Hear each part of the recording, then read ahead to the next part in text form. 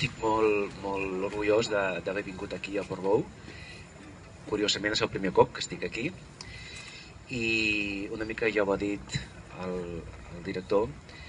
que a l'hora de decidir fer aquest repte, a l'hora de planificar aquest repte, aquest esforç, que no només al llarg d'aquesta setmana, sinó heu de saber que per intentar fer el que intentaré fer a partir d'ara he estat 4 mesos entrenant de manera molt dura, molt exigent, diàriament. Perquè us feu una idea, he corregut 1.400 quilòmetres, ha estat una bestialitat, i per mi ja és un repte assolit el poder estar avui aquí i prendre la sortida. A partir de que me'n baixi d'aquí no sabem què passarà, és a dir, evidentment el que volem és arribar, però és una incògnita, és una aventura, pot passar qualsevol cosa o pot anar tot perfectament, que és el que espero i desitjo.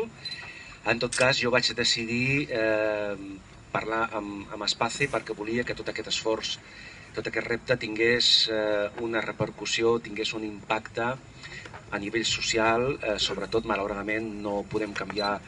la situació de moltes d'aquestes persones, però com a mínim que la societat se n'assabenti, sàpiga quines necessitats tenen, com viuen, com es treballa amb ells, sobretot un gran col·lectiu de voluntaris, de professionals que els hi fan costat, i jo després d'haver-los conegut aquests nois, aquestes noies, realment